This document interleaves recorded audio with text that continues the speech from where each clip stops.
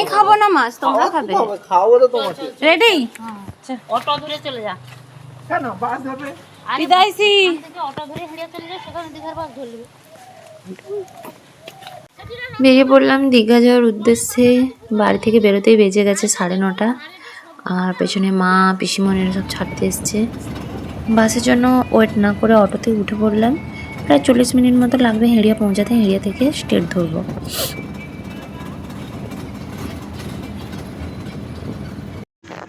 দেখে বুঝতেই পারছো দীঘার গেটে চলে এসেছি, বেশ অনেকটাই এগিয়ে এসেছি। আর মাঝে মাঝে এত বৃষ্টি হচ্ছিল, আমার তো মানে যাওয়ার মুডটাই খারাপ হয়ে যাচ্ছিলো। এই বৃষ্টি এই রোদ, এই বৃষ্টি এই রোদ। আর যখন বৃষ্টি হচ্ছে বৃষ্টিটা ভালোই হচ্ছে। তো যাই হোক, এখন বাজে প্রায় 2টোর কাছাকাছি। আমরা দীঘা গেটে সবে পৌঁছলাম। রাস্তায় সেদিন এত জ্যাম, পৌঁছতেই আমাদের 2টো পেরিয়ে গেছে। অলরেডি আমরা লেট করে বেরিয়েছি, অটো ধরতে ধরতে 10:30 11টা প্রায়। আর রাস্তার জ্যামের জন্য আরও লেট হয়েছে, আমাদের পৌঁছতেই 2:30টার মতো বেজে গেছে।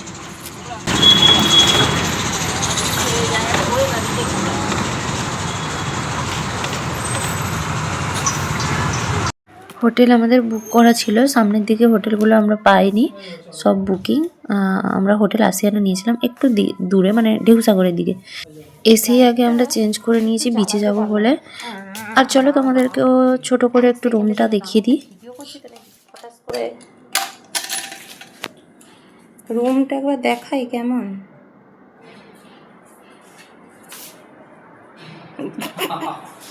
দেখো ম্যাচিং ম্যাচিং একটু, মানে আমার গেঞ্জিটা একটু হালকা, নাহলে ম্যাচিং ম্যাচিং। চলো। এতটা রাস্তা জার্নি করে এসে বেশি কিছু খেতে ইচ্ছে করলো না, সিম্পলি সবজি ভাতি খেলাম। দিয়ে আমরা এখন বিচের দিকে যাচ্ছি। আর দেখো গাইস কিরকম মেঘ করেছে, মানে কি বলবো, ঘোড়াটা পুরো মাটি করে দেবে এমনই মনে হচ্ছিল। আর এত মেঘ করেছে, মাঝে মাঝে বৃষ্টি আসছে, কি বলবো। তবে একদিক থেকে ভালো যে রোদ বেশি নেই, রোদ থাকলে তো আরও যন্ত্রণাদায়ক সেটা।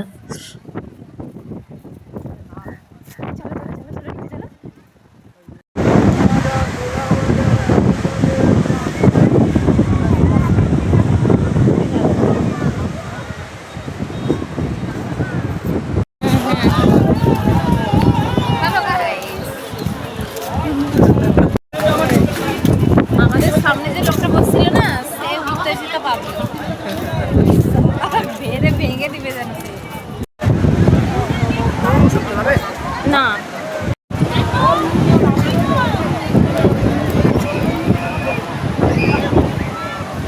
ওটা কি দাদা?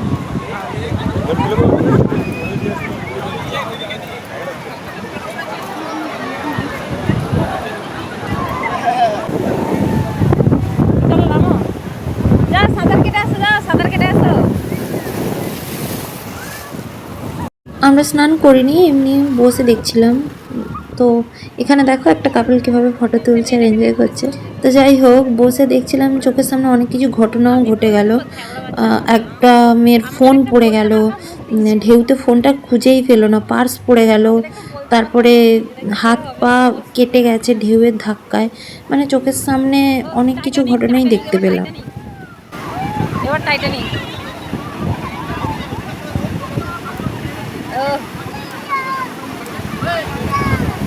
কালকে দেবো এইসব পোজ দেখে নি বাবা, পোজগুলো দেখে নি। ভাগ্যিস দেখতে পেলাম, নাহলে তো পোজগুলো জানতেই পারতাম না। ফ্রিতে পোজগুলো দেখে নি, কালকে আমরাও তুলবো।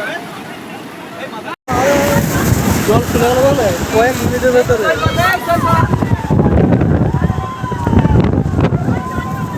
এই যে খারাপ বৃষ্টি হয়েছে, খারাপ রাখতে দেবো না, ট্রেনে নিয়ে গেলে ঢুকিয়ে দিতে মারবে।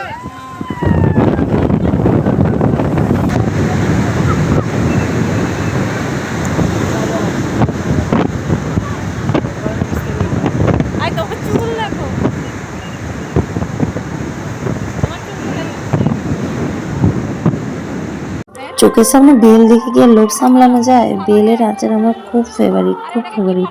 তাই বরের কাছে বায়না করলো, বেল আচার কিনে দাও, বেল আচার কিনে দাও। তো বর আর আমার বায়না শুনে নিজেকে আটকে রাখতে পারলো না, তাই একটা বেলের আচার কিনে দিচ্ছে।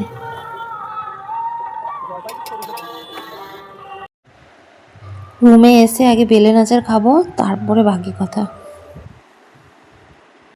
সন্ধ্যাবেলা রেডি হয়ে গেলাম দুজন, আবারও ম্যাচিং ম্যাচিং। তো দুজনে ম্যাচিং ম্যাচিং করে নিয়েছি। আমার একটু ম্যাচিংয়ের বাই আছে। তো যাই হোক রেডি হয়ে গেছি। একটু কেদনা মারলে হয় আয়নার সামনে। আয়না দূর, আয়নাটা ভালোই নয় একদম।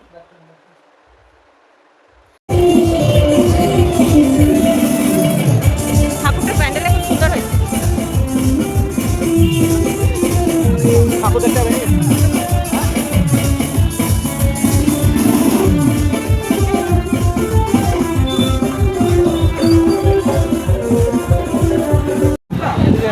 চলো কোথায় বসবো, কোথায়?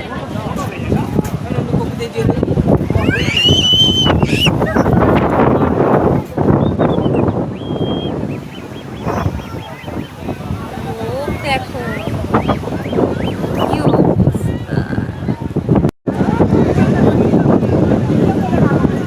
ওই পাথরের ওইগুলো দেখো, সামনেটাই যাবো। আসো আসো আসো।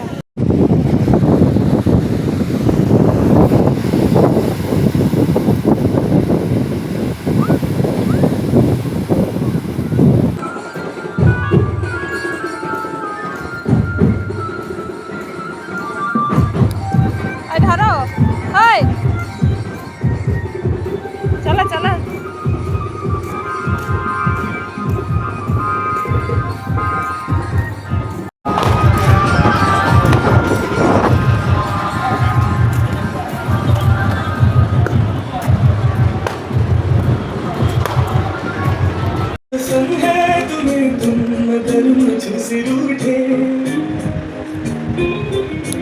এটা কি আলু?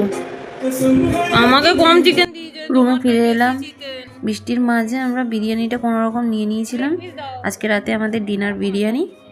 তো রুমে এসে এখন গান শুনবো, বিরিয়ানি খাবো, তারপর ঘুমাবো। সেই ব্যাপার পুরো। নেক্সট দিনের ভিডিও পার্ট 2-তে আসছে।